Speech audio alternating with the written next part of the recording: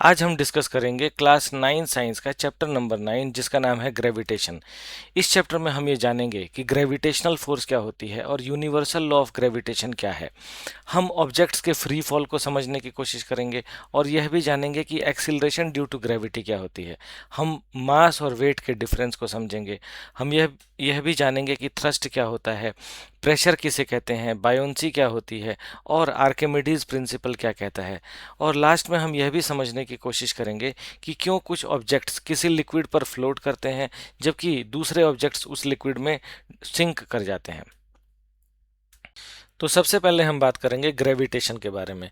ऐसा कहा जाता है कि सर आइजैक न्यूटन, जो कि अपने समय के एक बहुत ही रिनाउंड साइंटिस्ट और मैथमेटिशियन थे, एक बार एक पेड़ के नीचे बैठे हुए थे। तभी ऊपर से एक एप्पल आकर के उनके ऊपर गिरा। गिरते हुए एप्पल को देख करके सर आइजैक न्यूटन ने ये अनुमान लगाया कि एप्पल के नीचे गिरने का रीज़न ये है कि अर्थ एप्पल को अपनी तरफ अट्रैक्ट कर रही है। इसी लॉजिक को एक्सटेंड करते हुए उन्होंने यह भी अनुमान लगाया कि यदि अर्थ एक एप्पल को अट्रैक्ट कर सकती है तो अर्थ मून को भी अट्रैक्ट कर सकती है। जैसा कि हम जानते हैं कि कोई भी ऑब्जेक्ट एक सर्कुलर पाथ में तभी मूव करता है जबकि उसके ऊपर एक सेंट्रीपिटल फोर्स एक्ट करे। सेंट्रीपिटल का मतलब होता है सेंटर सीकिंग। इसका मतलब यह है कि जब कोई ऑब्जेक्ट एक सर्कुलर पाथ में मूव करता है तो उस ऑब्जेक्ट के ऊपर हर समय एक फोर्स एक्ट कर रही होती है जो कि सेंटर की तरफ पॉइंट करती रहती है। सेंटर की तरफ पॉइंट करने वाले इसी फोर्स को हम सेंट्रीपिटल फोर्स कहते हैं। अब क्योंकि मून भी अर्थ के चारों तरफ एक सर्कुलर पाथ में मूव करता रहता है और इस सर्कुलर पाथ के सेंटर में अर्थ मौजूद होता है, तो हम ये कह सकते हैं कि मून के ऊपर हर समय एक सेंट्रीपिटल फोर्स एक्ट कर रही है जो कि अर्थ की तरफ पॉइंट कर रही है। सर आइजैक न्यूटन ने कहा कि यह सेंट्रीपिटल फोर्स अर्थ के द्वारा एक्सर्ट की जाने वाली अट्रैक्टिव फोर्स की वजह से एग्जिस्टेंस में आ रही है। इसी लॉजिक को एक्सटेंड करते हुए उन्होंने यह भी कहा कि सभी प्लैनेट्स सन के चारों तरफ इसीलिए रिवॉल्व करते रहते हैं क्योंकि सन सभी प्लैनेट्स को अट्रैक्ट कर रहा है और इस अट्रैक्टिव फोर्स की वजह से ही उन्हें सेंट्रीपिटल फोर्स मिल रही है जो कि उन्हें एक सर्कुलर पाथ में मूव करने में हेल्प कर रही है। इसी लॉजिक को एक्सटेंड करते हुए उन्होंने यह कहा कि इस यूनिवर्स में मौजूद सभी ऑब्जेक्ट्स एक दूसरे के ऊपर एक अट्रैक्टिव फोर्स एक्सर्ट करते हैं। इस अट्रैक्टिव फोर्स को उन्होंने ग्रेविटेशनल फोर्स का नाम दिया और यह बताया कि यह ग्रेविटेशनल फोर्स उन सभी ऑब्जेक्ट्स के बीच में एग्जिस्ट करती है जो कि मास पोसेस करते हैं। ग्रेविटेशनल फोर्स की एग्जिस्टेंस को एस्टिमेट करने के बाद सर आइजैक न्यूटन ने ग्रेविटेशनल फोर्स को डीपली स्टडी किया और एक यूनिवर्सल लॉ ऑफ ग्रेविटेशन को प्रपोज किया।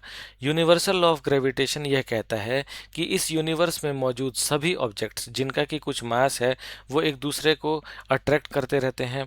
किसी भी दो ऑब्जेक्ट के बीच एग्जिस्ट होने वाली gravitational force of attraction directly proportional होती है उन दोनों ऑब्जेक्ट्स के मासेस के प्रोडक्ट के और इन्वर्सली प्रोपोर्शनल होती है उन दोनों ऑब्जेक्ट्स के बीच मौजूद डिस्टेंस के स्क्वायर के।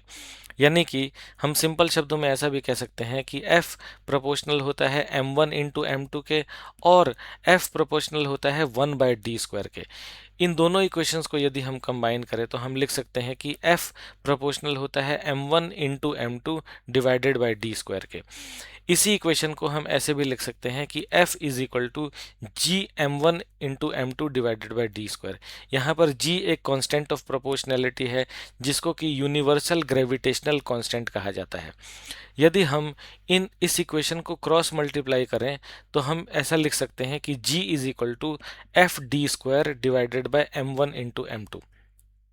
यदि हम इन सभी फिजिकल क्वांटिटीज़ के एसआई यूनिट को इस इक्वेशन में रखें तो हमें g की, जो कि यूनिवर्सल ग्रेविटेशनल कांस्टेंट है, उसकी एसआई यूनिट मिलती है न्यूटन मीटर स्क्वायर पर किलोग्राम स्क्वायर। g जो कि यूनिवर्सल ग्रेविटेशनल कांस्टेंट होता है, इसकी वैल्यू को हेनरी कैवेंडिश एक साइंटिस्ट थे जिन्होंने एक बहुत ही सेंसिटिव बैलेंस से कैलकुलेट किया।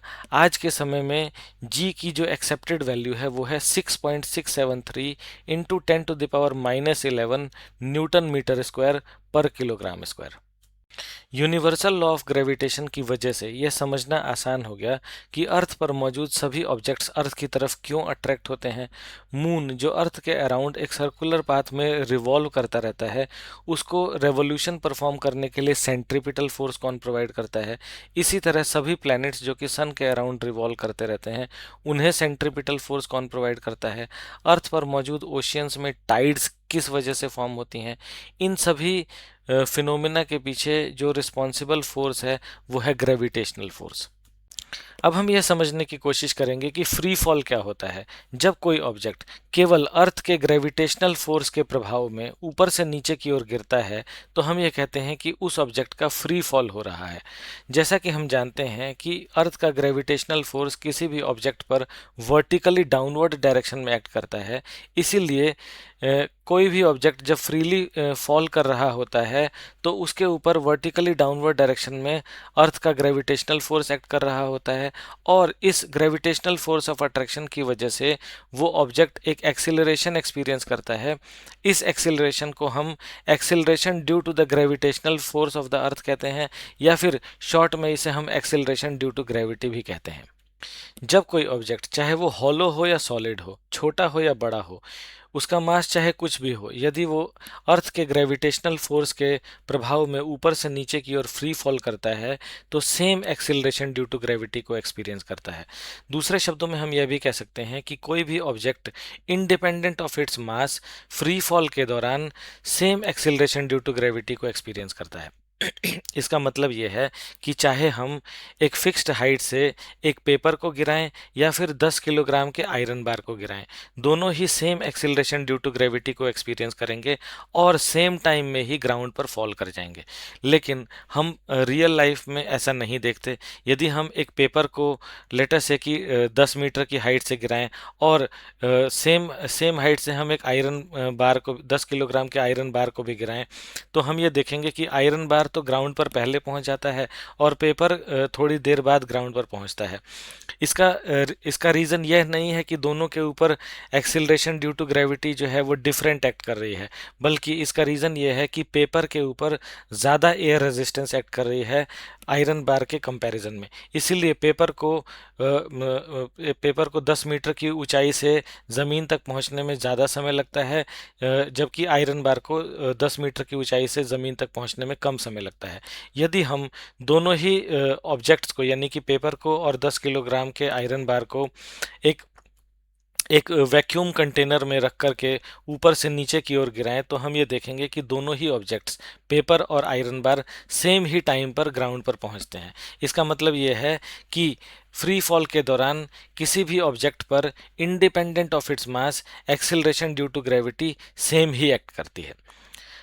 अब यदि हम फ्री फॉल के दौरान किसी ऑब्जेक्ट पर फोर्स को कैलकुलेट करें तो न्यूटन्स सेकंड लॉ से हम कंक्लूड कर सकते हैं कि उस ऑब्जेक्ट पर एक्ट करने वाला जो फोर्स होगा वो होगा force is equal to mass into acceleration, क्योंकि न्यूटन सेकंड लॉ ये कहता है कि किसी भी ऑब्जेक्ट पर एक्ट करने वाला फोर्स उसके मास और एक्सीलरेशन के प्रोडक्ट के बराबर होता है। तो लेट अस से कि ऑब्जेक्ट का मास हमारा स्मॉल m है और वो अर्थ के ग्रेविटेशनल फोर्स के इन्फ्लुएंस में फ्री फॉल कर रहा है, तो उसके ऊपर जो एक्सीलरेशन एक्ट कर रही होगी वो होगी जी के बराबर, स्मॉल जी के बराबर, जो कि है एक्सीलरेशन ड्यू टू ग्रेविटी। तो इसीलिए किसी भी पॉइंट पर उस ऑब्जेक्ट के ऊपर जो फोर्स होगा वो होगा हमारा m इंटू जी, यानी कि mass into acceleration of the object. इसके विपरीत हमने यूनिवर्सल लॉ ऑफ ग्रेविटेशन में यह पढ़ा कि जो ग्रेविटेशनल फोर्स होता है किसी भी ऑब्जेक्ट पर वो इक्वल होता है जी m1 m2 by D square के बराबर, जहाँ पर m1 और m2 उन दो ऑब्जेक्ट्स के मासेस हैं जिनके बीच हम ग्रेविटेशनल फोर्स को कैलकुलेट कर रहे हैं, और d जो है उन दोनों ऑब्जेक्ट्स के सेंटर्स के बीच की दूरी को कहते हैं। तो यदि हम किसी फ्री फॉल के दौरान किसी ऑब्जेक्ट के ऊपर ग्रेविटेशनल फोर्स को यूनिवर्सल लॉ ऑफ ग्रेविटेशन के फॉर्मूले से कैलकुलेट करें तो वो आएगा जी m1 into m2 upon D square. तो इस तरह से हम यह देखते हैं कि अगर कोई ऑब्जेक्ट जिसका मास स्मॉल है वो फ्री फॉल कर रहा है तो न्यूटन सेकंड लॉ से उसके ऊपर एक्ट करने वाला फोर्स आएगा mg के बराबर, और यूनिवर्सल लॉ ऑफ ग्रेविटेशन से अगर हम सेम फोर्स को कैलकुलेट करें तो वो आएगा g m1m2/d² के बराबर। तो यानी कि हम इन इन दोनों ही वैल्यूज़ को इक्वेट कर सकते हैं। तो इससे mg बराबर हो जाएगा कैपिटल G m1m2/d² के बराबर। यहाँ से m की वैल्यू कैंसिल हो जाएगी, और हमारा जो एक्सेलरेशन ड्यू टू ग्रेविटी की वैल्यू आएगी वो आएगी कैपिटल G m/d²। यहाँ पे capital G universal gravitational constant को रिप्रेजेंट कर रहा है, m जो है वो अर्थ का मास है, और d जो है वो अर्थ के सेंटर से ऑब्जेक्ट के सेंटर की दूरी को कहते हैं। अब जब कोई ऑब्जेक्ट अर्थ के सरफेस पर होता है या उससे थोड़ी ऊंचाई पर होता है, तो ये जो d की वैल्यू है ये फिक्स्ड होती है, जिसे हम अर्थ के रेडियस के बराबर लेते हैं। ऐसा इसलिए है क्योंकि यदि कोई ऑब्जेक्ट अर्थ के सरफेस पर होगा तो ऑब्जेक्ट तो छोटा होता है, तो इसलिए उसके सेंटर से अर्थ के सेंटर की दूरी जो होती है वो अर्थ के रेडियस के बराबर होती है। और यदि लेटस है कि वो थोड़ी बहुत हाइट पर भी है ऑब्जेक्ट, तो उस स्थिति में जो हाइट की वैल्यू है वो इतनी कम होती है कि ऑलमोस्ट नेग्लिजिबल होती है, और जो डिस्टेंस आता है अर्थ के सेंटर से उस ऑब्जेक्ट का, वो ऑलमोस्ट आर के बराबर यानी रेडियस ऑफ द अर्थ के बराबर ही आता है। तो हम ये देख सकते हैं कि इस इक्वेशन में जो कि small g is equal to capital G m/d² है, यहाँ पर ये तीनों ही वैल्यूज़, पहला है यूनिवर्सल ग्रेविटेशनल कांस्टेंट यानी कैपिटल G, m यानी कि मास ऑफ द अर्थ, और d यानी कि रेडियस ऑफ द अर्थ, ये तीनों ही वैल्यू कांस्टेंट्स हैं। इसीलिए स्मॉल g की वैल्यू भी कांस्टेंट ही आती है अर्थ के सरफेस पर या उससे थोड़ी बहुत ऊंचाई पर। अगर हम g की वैल्यू जो कि होती है हमारी 6.673 इंटू 10⁻⁻11 न्यूटन मीटर स्क्वायर पर किलोग्राम स्क्वायर, m जो है मास ऑफ द अर्थ है जो कि होती है 6 इंटू 10⁻24 किलोग्राम के बराबर, और d जो है रेडियस ऑफ अर्थ होता है, अगेन इसकी भी वैल्यू फिक्स्ड है। अगर हम इन सब की वैल्यूज़ को इस इक्वेशन में रख दें तो हमारी g की जो स्मॉल g यानी एक्सेलरेशन ड्यू टू ग्रेविटी की जो वैल्यू आती है वो आती है 9.8 मीटर पर सेकेंड स्क्वायर की। तो हम ये देख रहे हैं इस कैलकुलेशन से हमने ये देखा कि एक तो जो एक्सेलरेशन ड्यू टू ग्रेविटी है वो किसी भी ऑब्जेक्ट के लिए सेम ही है, मतलब इंडिपेंडेंट ऑफ इट्स मास है, और इसकी वैल्यू अर्थ के सरफेस पर और अर्थ से थोड़ी बहुत हाइट पर फिक्स्ड होती है जो कि 9.8 मीटर पर सेकेंड स्क्वायर है। मैं यहाँ पर एक बात और बताना चाहूँगा कि अर्थ क्योंकि एक परफेक्ट स्फीयर नहीं है, अगर हम अर्थ के सेंटर से पोल्स की तरफ मूव करें तो जो रेडियस की वैल्यू आएगी वो कम होती है, और यदि हम अर्थ के सेंटर से इक्वेटर की तरफ मूव करें तो अर्थ के रेडियस की वैल्यू ज़्यादा आती है। इसीलिए इक्वेटर पर एक्सेलरेशन ड्यू टू ग्रेविटी की वैल्यू कम होती है और पोल्स पर एक्सेलरेशन ड्यू टू ग्रेविटी की वैल्यू ज़्यादा होती है। परंतु हम अपनी रियल लाइफ में ज़्यादातर समय एक पर्टिकुलर प्लेस पर ही बिताते हैं, इसीलिए हम उस प्लेस पर रहते हुए एक्सेलरेशन ड्यू टू ग्रेविटी की वैल्यू फिक्स्ड लेते हैं, और वो होती है 9.8 मीटर पर सेकेंड स्क्वायर। जैसा कि हमने अभी देखा कि अर्थ पर एक पर्टिकुलर लोकेशन पर एक्सेलरेशन ड्यू टू ग्रेविटी की वैल्यू कांस्टेंट होती है। इसका मतलब यह है कि अर्थ पर किसी भी पर्टिकुलर लोकेशन पर जब कोई ऑब्जेक्ट फ्री फॉल करता है तो एक constant acceleration due to gravity को एक्सपीरियंस करता है। क्योंकि एक्सेलरेशन ड्यू टू ग्रेविटी किसी भी पर्टिकुलर लोकेशन पर कांस्टेंट होती है, इसीलिए जब हम फ्री फॉल के दौरान किसी ऑब्जेक्ट के मोशन को स्टडी करते हैं तो यूनिफॉर्मली एक्सेलरेटेड मोशन के तीनों ही इक्वेशंस उस ऑब्जेक्ट के ऊपर वैलिड होते हैं। इसका मतलब ये होता है कि हम फ्री फॉल के दौरान किसी ऑब्जेक्ट के मोशन को स्टडी करने के लिए इन तीन इक्वेशंस को, जो कि हैं v is equal to u plus a t, s is equal to u t plus half a t square और v square is equal to u square plus 2as, इन तीनों ही इक्वेशंस को यूज़ कर सकते हैं फ्री फॉल के दौरान किसी ऑब्जेक्ट की मोशन को स्टडी करने के लिए। हमें सिर्फ यही करना होता है कि a की जगह पर हमें g स्मॉल g यानी कि एक्सेलरेशन ड्यू टू ग्रेविटी का इस्तेमाल करना होता है। यहाँ पर मैं एक बात और बताना चाहूँगा कि जब ऑब्जेक्ट ऊपर की डायरेक्शन में, अपवर्ड डायरेक्शन में मूव कर रहा होता है, तो उस समय पर acceleration due to gravity downward होती है। इसीलिए हम इक्वेशंस में एक्सेलरेशन ड्यू टू ग्रेविटी की वैल्यू को माइनस में लेते हैं। और जब कोई ऑब्जेक्ट डाउनवर्ड डायरेक्शन में फॉल कर रहा होता है तो एक्सेलरेशन ड्यू टू ग्रेविटी भी डाउनवर्ड डायरेक्शन में होती है, और उस समय पर हम एक्सेलरेशन ड्यू टू ग्रेविटी की वैल्यू पॉजिटिव लेते हैं। अब हम यह समझने की कोशिश करेंगे कि मास और वेट में क्या डिफरेंस होता है। मास को हम डिफाइन करते हैं quantity of matter contained in an object. Mass एक मेजर ऑफ इनर्शिया होता है।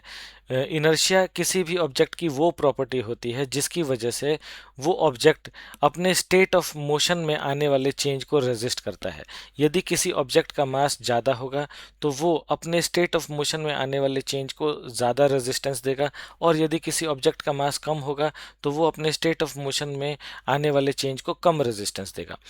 मास किसी भी ऑब्जेक्ट का सब जगह पर सेम ही रहता है। इसका मतलब यह है कि यदि कोई ऑब्जेक्ट अर्थ पर होगा तब भी उसका मास वही होगा जो उसका मास मून पर है, और यदि वो आउटर स्पेस में होगा तब भी उसका मास सेम ही होगा। मास की ऐसा यूनिट होती है किलोग्राम। इसके विपरीत वेट एक फोर्स होता है। फॉर एग्जांपल कोई ऑब्जेक्ट अर्थ पर है तो अर्थ उस ऑब्जेक्ट के ऊपर कितना ग्रेविटेशनल फोर्स एक्सर्ट कर रहा है वो उसका वेट कहलाता है।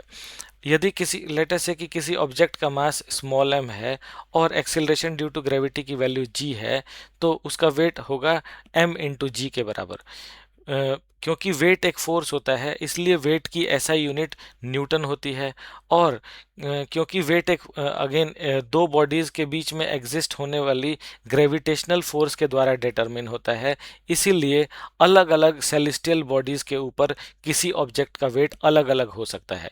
फॉर एग्जांपल अर्थ के ऊपर 1 किलोग्राम मास का जो वेट होगा वो अलग होगा। मून के ऊपर 1 किलोग्राम मास के ऑब्जेक्ट का जो वेट होगा वो अलग होगा। ऐसा इसलिए है क्योंकि 1 किलोग्राम मास के ऊपर अर्थ एक अलग ग्रेविटेशनल फोर्स एक्सर्ट करेगी, और सेम मास के ऊपर मून एक अलग ग्रेविटेशनल फोर्स एक्सर्ट करेगा। इसी ग्रेविटेशनल फोर्स के डिफरेंस की वजह से अर्थ पर किसी ऑब्जेक्ट का वेट अलग होता है और मून पर किसी ऑब्जेक्ट का वेट अलग होता है। यह देखा गया है कि सेम ऑब्जेक्ट का वेट मून पर जो सेम ऑब्जेक्ट का वेट अगर हम मून पर मेजर करें तो वो 1/6 of the weight on earth आता है। अब हम यह समझने की कोशिश करेंगे कि थ्रस्ट किसे कहते हैं और प्रेशर क्या होता है। जब कोई फोर्स किसी सरफेस पर कुछ इस तरह से एक्ट करता है कि उस फोर्स का लाइन ऑफ एक्शन उस सरफेस के परपेंडिकुलर होता है, यानी कि 90 डिग्री के एंगल पर होता है, तो ऐसे फोर्स को हम थ्रस्ट कहते हैं। अब क्योंकि थ्रस्ट एक फोर्स ही होता है इसलिए थ्रस्ट का ऐसा यूनिट होता है न्यूटन। किसी सरफेस पर एक्ट करने वाला थ्रस्ट उस सरफेस पर क्या इफेक्ट प्रोड्यूस करेगा, यह इस बात पर डिपेंड करता है कि उस सरफेस का एरिया कितना है। प्रेशर को हम डिफाइन करते हैं थ्रस्ट डिवाइडेड बाय एरिया। यदि किसी सरफेस का एरिया ज़्यादा है तो उस सरफेस पर एक्ट करने वाला एक पर्टिकुलर थ्रस्ट कम प्रेशर क्रिएट करेगा, और यदि किसी सरफेस का एरिया कम है तो उस सरफेस पर एक्ट करने वाला सेम थ्रस्ट ज़्यादा प्रेशर क्रिएट करेगा। जैसा कि हमने अभी डिस्कस किया था कि किसी सरफेस पर एक्ट करने वाला थ्रस्ट उस सरफेस पर क्या इफेक्ट प्रोड्यूस करेगा, यह इस बात पर डिपेंड करता है कि उस सरफेस का एरिया कितना है। इसी बात को हम दूसरे शब्दों में ऐसे भी कह सकते हैं कि जब एक थ्रस्ट एक ज़्यादा एरिया पर एक्ट करता है तो प्रेशर कम होता है और इस वजह से इफ़ेक्ट कुछ अलग प्रोड्यूस होता है, और जब सेम थ्रस्ट एक कम एरिया पर एक्ट करता है तो प्रेशर ज़्यादा होता है और इसी वजह से इफ़ेक्ट कुछ अलग होता है। इस बात को हम एक एग्जाम्पल से समझने की कोशिश करते हैं। जब हम एक आयरन नेल को उसके पॉइंटेड एंड के थ्रू एक वुडन प्लैंक में इंसर्ट करने की कोशिश करते हैं, तो ऐसा करने की प्रक्रिया में जब हम उस नेल के ऊपर हैमर से फोर्स एक्सर्ट करते हैं तो वो फोर्स उस नेल के हेड से उसके पॉइंटेड एंड पर ट्रांसफ़र हो जाती है। अब क्योंकि पॉइंटेड एंड का एरिया बहुत कम है तो इसीलिए उसके पॉइंटेड एंड पर एक हाई प्रेशर क्रिएट होता है, और इस हाई प्रेशर की वजह से उस वुडन प्लैंक में उस नेल को इंसर्ट करना आसान हो जाता है।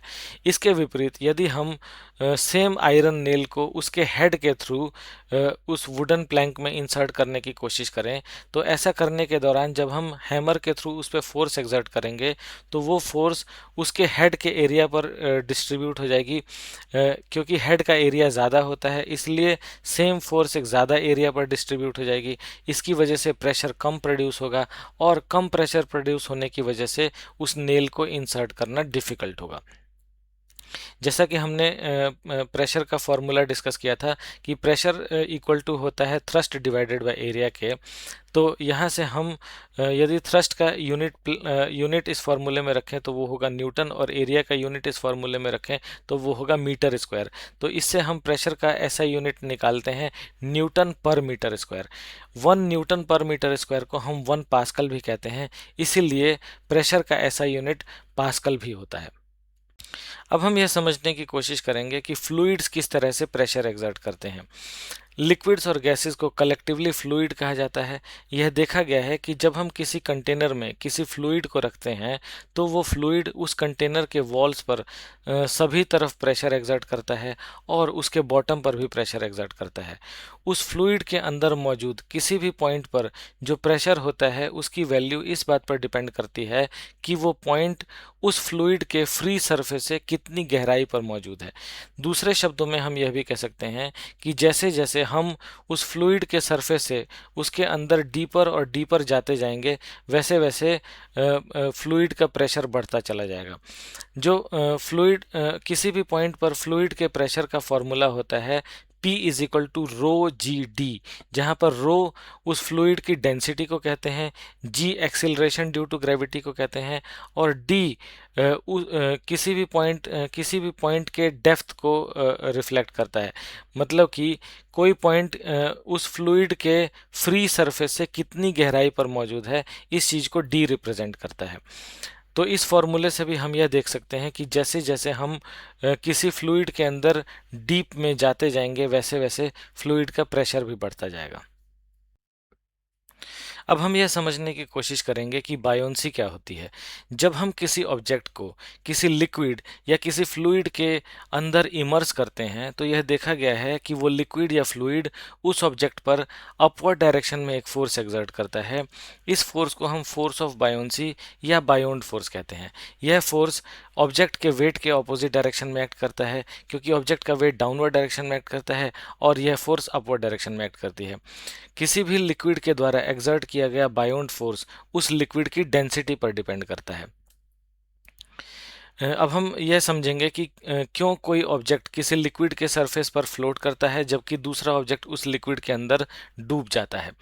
यदि किसी ऑब्जेक्ट की डेंसिटी उस लिक्विड की डेंसिटी से कम है जिस लिक्विड में हम उसे इमर्स कर रहे हैं, तो वो ऑब्जेक्ट उस लिक्विड के सरफेस पर फ्लोट करेगा।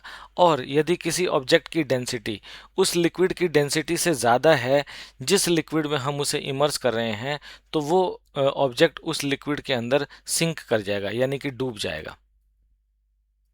अब हम बात करेंगे आर्किमिडीज प्रिंसिपल के बारे में। आर्किमिडीज एक ग्रीक साइंटिस्ट थे जिन्होंने इस प्रिंसिपल को डिस्कवर किया था। आर्किमिडीज प्रिंसिपल हमारी हेल्प करता है कि हम किसी लिक्विड या फ्लूइड के द्वारा किसी ऑब्जेक्ट के ऊपर एक्सर्ट किए गए बायोन्ड फोर्स के मैग्नीट्यूड को कैलकुलेट कर सकें।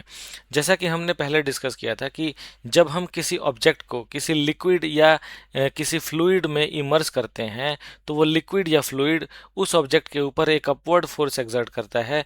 इस अपवर्ड फोर्स को हम फोर्स ऑफ बायोन्सी या बायोन्ड फोर्स कहते हैं।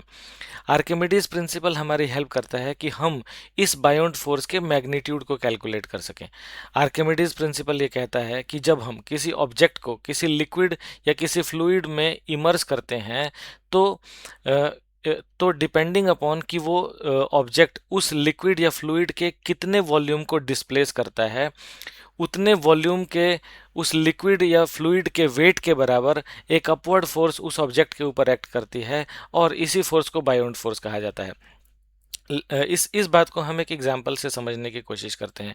लेट अस से कि हमारे पास एक वुडन ब्लॉक है क्यूबिकल शेप का, और लेट अस से कि उसका जो साइड्स का मेजरमेंट है वो है 1 मीटर। तो इस क्यूब का जो वॉल्यूम होगा वो 1 मीटर क्यूब होगा। और लेट अस से कि हम इस 1 मीटर क्यूब के वुडन ब्लॉक को वाटर के अंदर या किसी दूसरे लिक्विड के अंदर कंप्लीटली इमर्स कर देते हैं। जब यह वुडन ब्लॉक किसी लिक्विड में कंप्लीटली इमर्स होगा तो ये उस लिक्विड के 1 मीटर क्यूब के बराबर वॉल्यूम को डिस्प्लेस कर देगा, क्योंकि उसका अपना वॉल्यूम 1 मीटर क्यूब है। तो जो 1 मीटर क्यूब का लिक्विड का वॉल्यूम होगा, उसका जितना वेट होगा उस वेट के बराबर अपवर्ड डायरेक्शन में एक फोर्स उस वुडन ब्लॉक के ऊपर एक्ट करेगी, जो कि फोर्स ऑफ बायोंसी होगी। यदि हम उस वुडन ब्लॉक को पार्शियली इमर्स करें, यानी कि जो इमर्स्ड वॉल्यूम है वो 0.5 मीटर क्यूब है, तो उस स्थिति में उस लिक्विड का 0.5 मीटर क्यूब वॉल्यूम ही डिस्प्लेस होगा, और इस 0.5 metre cube volume of displaced liquid का जितना वेट होगा उतना ही अपवर्ड फोर्स उस वुडन ब्लॉक के ऊपर एक्ट करेगा। आर्किमिडीज प्रिंसिपल ही हमारी हेल्प करता है कि हम शिप्स को कुछ इस तरह से डिज़ाइन करें या सबमरीन्स को कुछ इस तरह से डिज़ाइन करें कि वो वाटर में फ्लोट कर सकें। हमारी रियल लाइफ में आर्किमिडीज प्रिंसिपल को बहुत जगह इस्तेमाल किया जाता है। शिप्स और सबमरीन्स की डिज़ाइन में आर्किमिडीज प्रिंसिपल का इस्तेमाल किया जाता है। लेक्टोमीटर्स, जो कि वो इंस्ट्रूमेंट्स होते हैं जिनकी सहायता से हम किसी सैंपल ऑफ मिल्क की प्योरिटी को चेक कर पाते हैं, और हाइड्रोमीटर्स वो इंस्ट्रूमेंट्स होते हैं जिनकी सहायता से हम किसी लिक्विड के डेंसिटी को कैलकुलेट कर पाते हैं। ये दोनों ही इंस्ट्रूमेंट्स आर्किमिडीज प्रिंसिपल के ऊपर बेस्ड होते हैं। तो इस चैप्टर में हमने ये जाना कि ग्रेविटेशनल फोर्स क्या होता है, यूनिवर्सल लॉ ऑफ ग्रेविटेशन क्या होता है, फ्री फॉल क्या होता है, एक्सेलरेशन ड्यू टू ग्रेविटी क्या होती है। हमने मास और वेट के डिफरेंस को समझा। हमने यह जाना कि प्रेशर क्या होता है। हमने बायोंट फोर्स को डिस्कस किया, और यह भी समझने की कोशिश की कि क्यों कुछ ऑब्जेक्ट्स किसी लिक्विड के सरफेस पर फ्लोट करते हैं जबकि दूसरे ऑब्जेक्ट्स उस लिक्विड में सिंक कर जाते हैं। Thank you very much.